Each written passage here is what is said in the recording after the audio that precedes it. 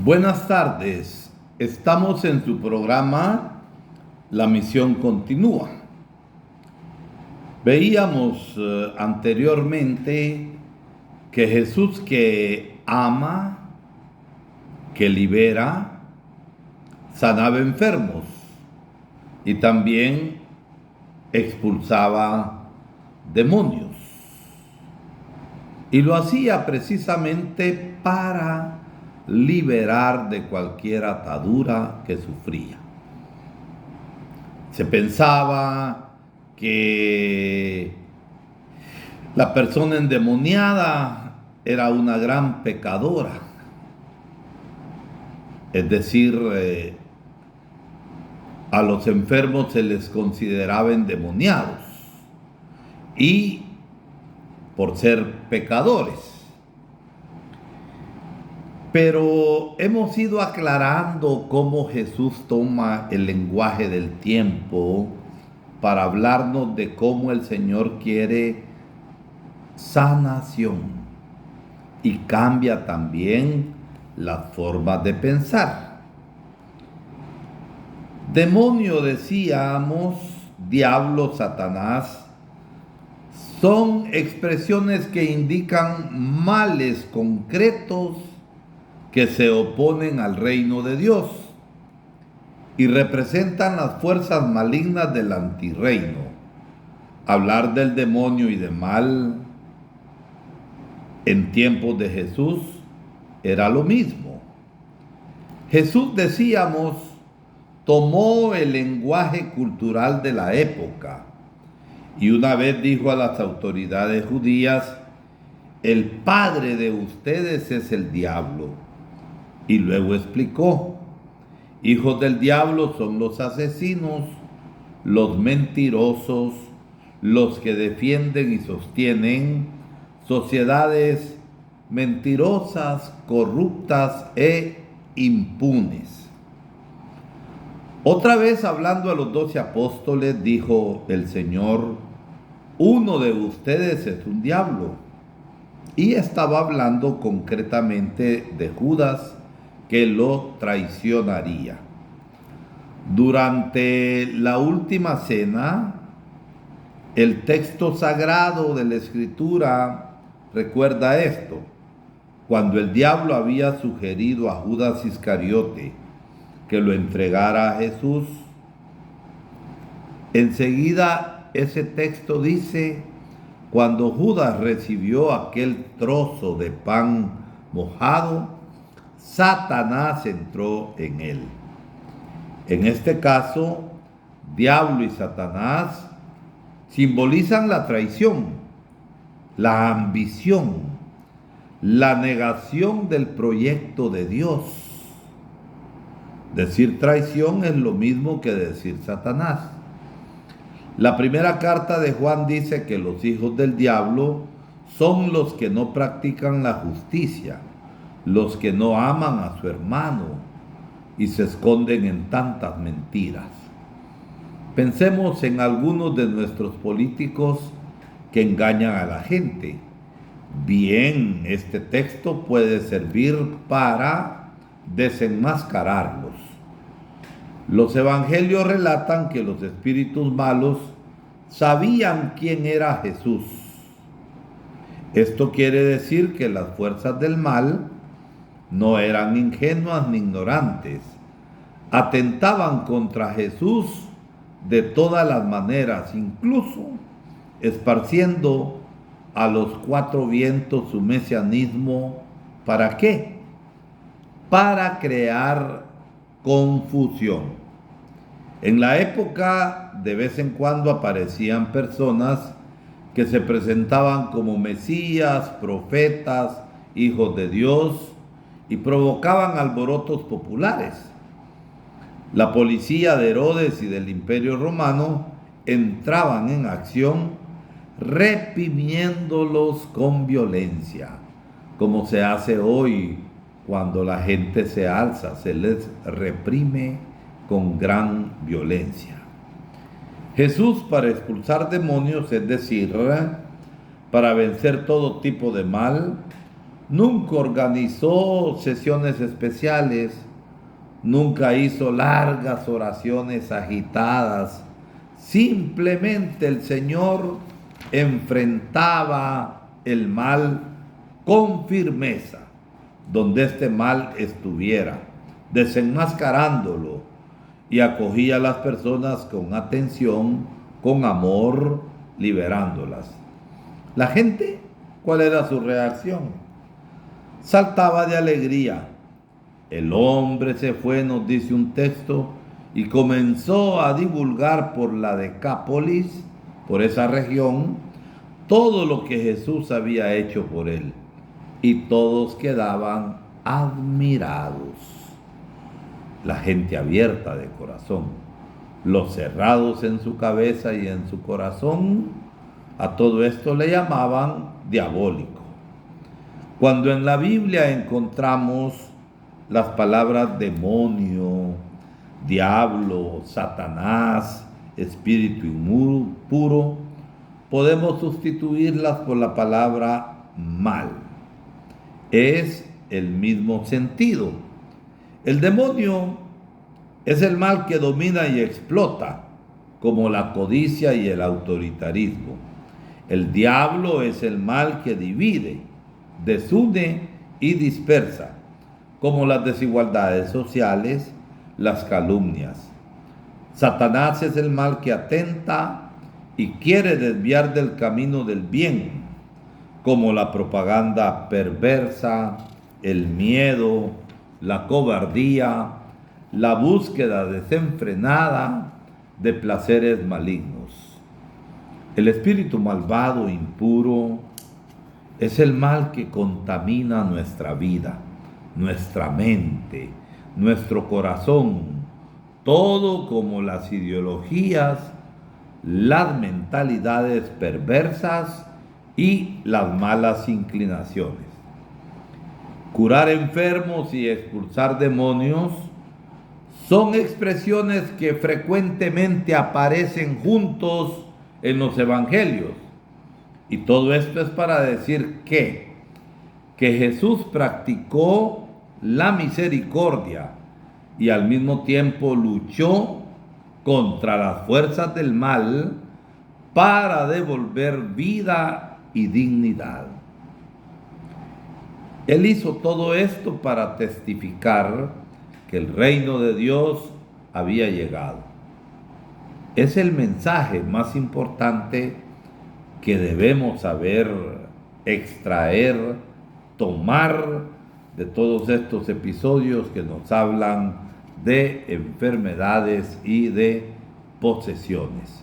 Cristo vence el mal y lo ha vencido con su muerte y resurrección, y es lo que enseguida empezamos a reflexionar: la muerte y la resurrección de Jesús.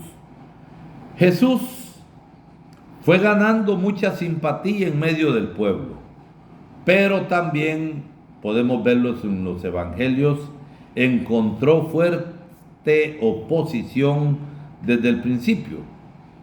Su misión duró poco tiempo, no pasó más de 3 años, pero ahí el Señor hizo todo. Él no murió de enfermedad o víctima de algún accidente o de desastre natural o por una pandemia o peste. Lo mataron. Murió de modo cruel y violento. Los motivos de la muerte, como relataban sus acusadores, fueron las siguientes: prácticas milagrosas, asambleas peligrosas donde él enseñaba el reino, el amor, incitación del pueblo a la revuelta, resistencia armada, conspiración contra el templo, pretensión de ser el rey de los judíos, prohibición de pagar el tributo a Roma.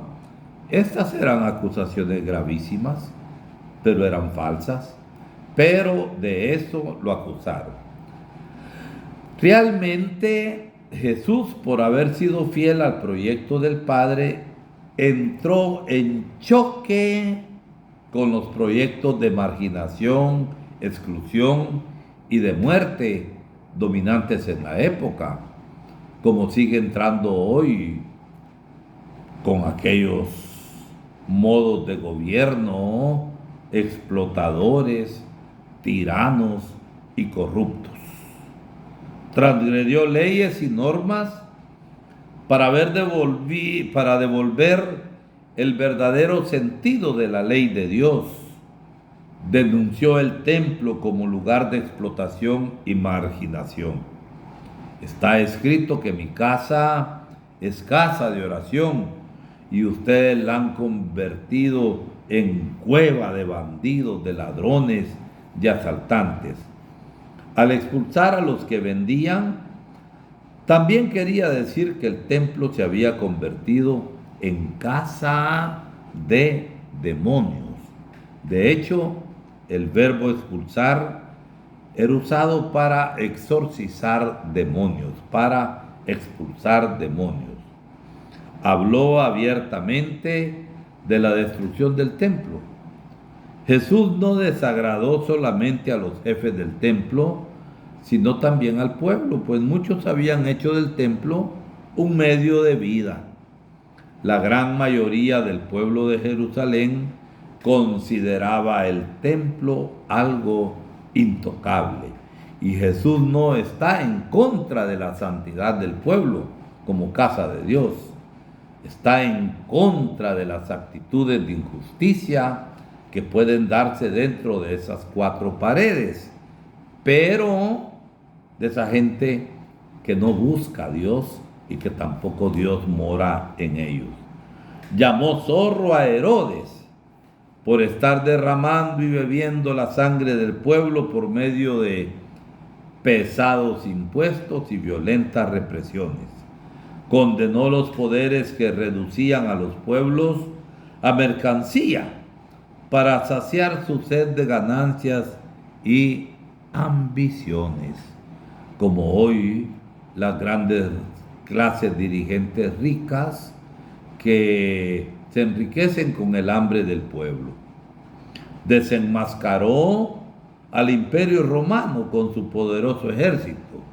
El choque con el poder económico, político y religioso fue frontal, directo, y Jesús no dio marcha atrás, porque donde se explota y se pisotea al hombre, hecho a la imagen y semejanza de Dios, y con una gran dignidad, la dignidad de ser hijos, Jesús es inflexible, no da marcha atrás.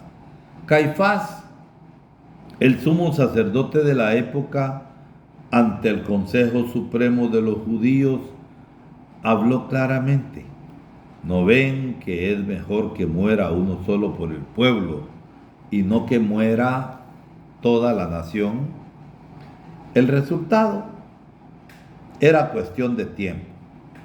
Los acontecimientos y la comunión íntima con el Padre ayudaron a Jesús a entender que su misión iba a ser igual a la del siervo sufriente de Isaías de los capítulos 40 al 55.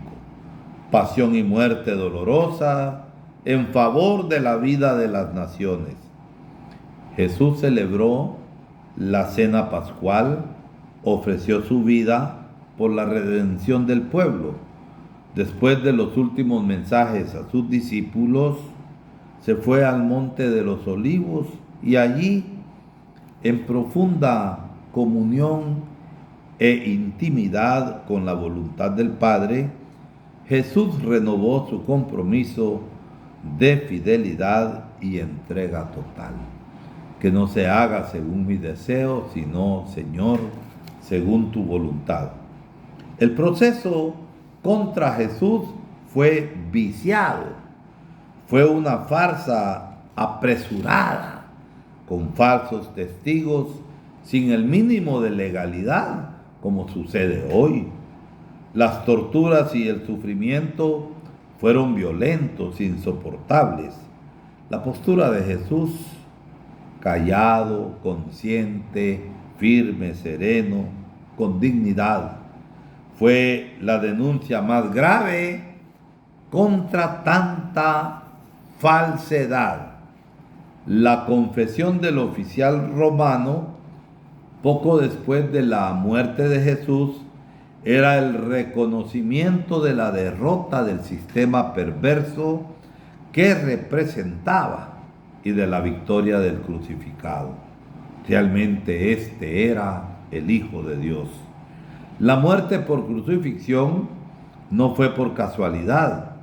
Solo las personas consideradas peligrosas para la seguridad del imperio romano eran crucificadas. Había un decreto prohibiendo que los nombres de los crucificados fueran recordados. Todo horror era permitido hacer contra sus cuerpos, como torturar, perforar, escupir, burlar, insultar. Así fue la muerte de Jesús el justo. Él percibió desde el principio de su misión que un día lo condenarían a muerte, pero no imaginaba la muerte humillante de la cruz. Dios mío, dice, Dios mío, ¿por qué me has abandonado?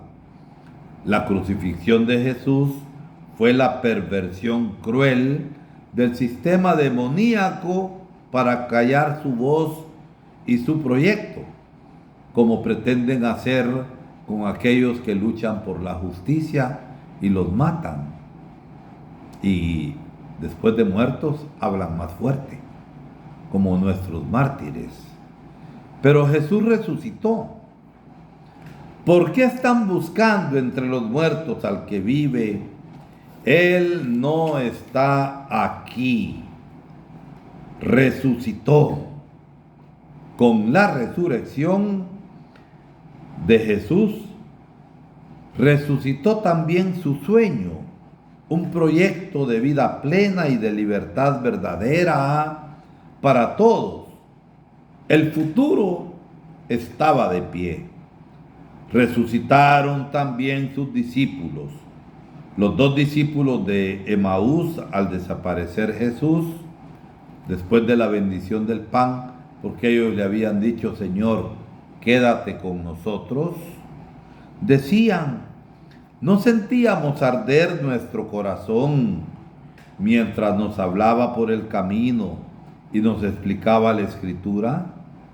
A la misma hora se levantaron, volvieron sin miedo a Jerusalén, desandaron el camino de la tristeza y alegres se fueron para dar la buena noticia. También la misión había resucitado en ellos. La resurrección de Jesús abrió los ojos y el corazón de los discípulos. Pasó unos días con ellos, contó los secretos de su vida, la misión que la Trinidad le había confiado, les quitó las dudas que aún tenían y se despidió. Con su ascensión, Jesús quiso decir, misión cumplida.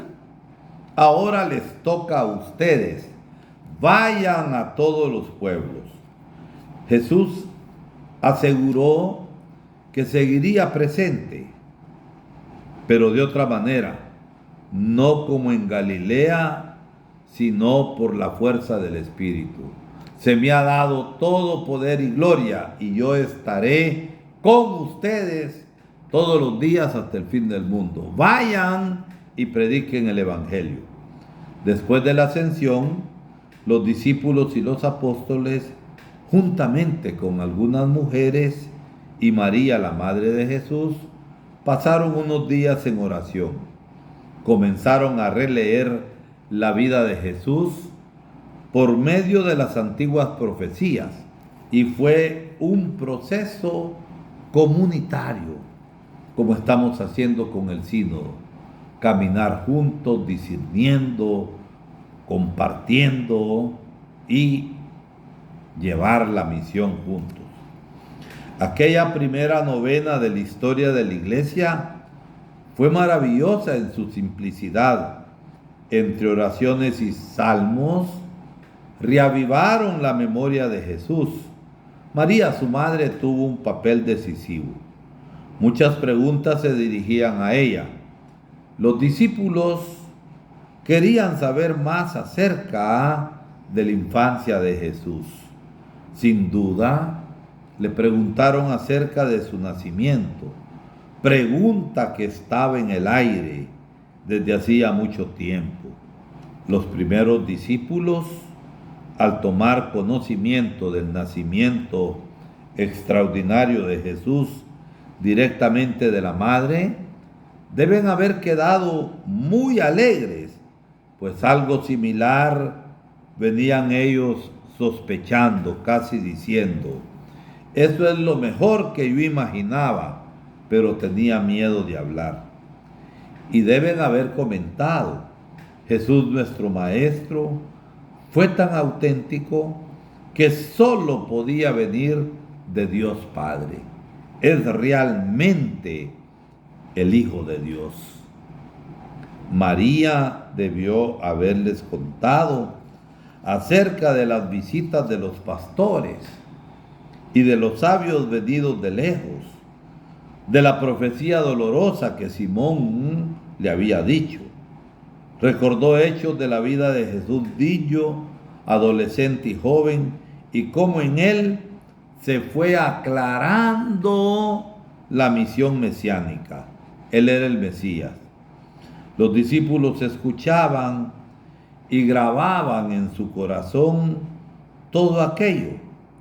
Reflexionaban sobre las enseñanzas de vida, las obras de Jesús de Nazaret, las curaciones, los milagros, la expulsión de los demonios.